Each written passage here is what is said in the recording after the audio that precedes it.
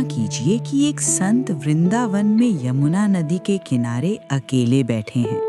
उनकी आंखें बंद हैं, आंसू बह रहे हैं और अचानक वे फुसफुसाने लगते हैं, अधरम मधुरम वदनम मधुरम। वे केवल गा ही नहीं रहे थे, वे कृष्ण को अपनी आंखों के सामने देख रहे थे। उनके द्वारा बोला गया हर शब्द एक दर्शन था, और वो दर्शन हिंदू भक्ति के सबसे प्रिय भजनों में से एक बन गया, मधुराष्टकम। इस भजन में हम इस भजन का गहराई से अध्ययन करेंगे। आप जानेंगे कि इसे किसने लिखा और क्यों, प्रत्येक पंक्ति का वास्तविक अर्थ क्या है, इसे मात्र सुनने मात्र से ही भक्त की आंखों में आंसू क्यों आ जाते हैं, और अंत में आप इस संपूर्ण भजन को इसके सबसे शांत रूप में अनुभव करेंगे। हमारे साथ बने रहिए। मधुराष्टकम की रचना श्री वल्लभाचार्य ने की थी।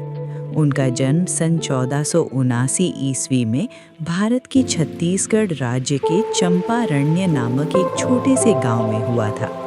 बचपन से ही उन्होंने भगवान कृष्ण के प्रति असाधारण भक्ति दिखाई। इसीलिए मधुराष्टकम कोई साधारण गीत नहीं है, ये एक वास्तविक दिव्य अनुभव का वृत्तांत है।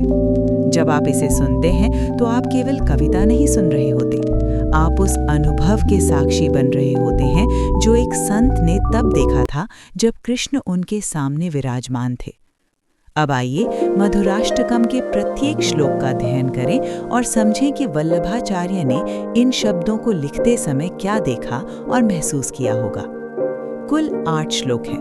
प्रत्येक श्लोक कृष्ण के एक अलग पहलू पर केंद्रित है और प्रत्येक श्लोक एक ही पंक्ति के साथ समाप्त होता है, जो हमें याद दिलाता है कि हम कृष्ण के जिस भी रूप को देखें वे केवल मधुरता से भरा है।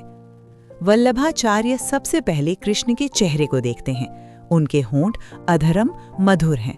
ये केवल शारीरिक सुंदरता का वर्णन नहीं है। संस्कृत भक्ति कविता में मधुर का अर्थ है वो चीज जो आत्मा को गहन आनंद और शांति प्रदान करती है। जब कोई भक्त कृष्ण के चेहरे को देखता है तो उसका सारा दर्द दूर हो जाता है। यहाँ उसी मधुरता का वर्णन किया जा रहा है। कृष्ण की आंखें नयनम मधुरम बताई गई हैं। शास्त्रों में कई कथाएं हैं जिनमें भक्त कृष्ण की आंखों में देखते ही पूर्णतः मग्न हो जाते हैं, और उनकी मुस्कान हसितम, ये मुस्कान इतनी सुंदर है कि कृष्ण के मुस्कुराने पर ब्रह्मांड भी अपने दुखों को भूल जाता है। क्या आपने कभी किसी को मुस्कुराते हुए देखा है और आपका हृदय हल्का हो गया हो? उस भावना को अनंत गुना बढ़ा दीजिए, वही कृष्ण की मुस्कान है। ये श्लोक शारीरिक दिखावे से कहीं गहरा अर्थ रखता है। कृष्ण का हृदय मधुर है। इसका क्या अर्थ है? इसका अर्थ है कि उनके इरादे सदा शुद्ध होते हैं, वे कभी स्वार्थ से प्रेरित नहीं होते। कृष्ण जो कुछ भी करते हैं वो असीम प्रेम से भरे हृदय से प्रेरित होता है। यहाँ तक कि उनकी चाल में भी मधुरता होती है। शास्त्रों में कृष्ण की चाल का वर्णन मोर के समान सुंदर और आनंदमय मधुराष्टकम को केवल सुना ही नहीं जाता, बल्कि इसे जीवन में उतारा जाता है। भारत भर के लाखों घरों में ये भजन हर सुबह कृष्ण को अर्पित करने के लिए गाया जाता है। स्वयं वल्लभाचार्य द्वारा स्थापित पुष्टि मार्ग परंपरा में इसे कृष्ण की सेवा, अनुष्ठानिक पूजा के दौरान गाया जाता है। इसे भक्त द्वारा अर्पित की जाने वाली सबसे पवित्र प्रार्थनाओं में से एक माना जाता है। कई भक्त कहते हैं कि वे इस भजन को गाते समय रोए बिना नहीं रह सकते। क्यों? क्योंकि प्रत्येक श्लोक हमें याद दिलाता है कि कृष्ण कितने सुंदर हैं और हम उनसे कितने दूर महसूस करते हैं। भक्ति में एक अवधारणा है जिसे विरह कहते हैं, प्रियतम से बिछोड़ने का दर्द।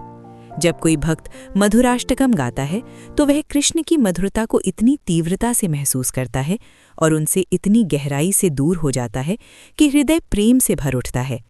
वे आंसू दुख के नहीं होते, वे आत्मा द्वारा अनुभव किया जा सकने वाला सर्वोच्च आनंद होते हैं। इस भजन में एक शक्तिशाली आध्यात्मिक तकनीक भी छिपी हुई है। जैसे जैसे आप प्रत्येक श्लोक सुनते हैं, आपका मन कृष्ण के एक अलग पहलू पर केंद्रित होता जाता है।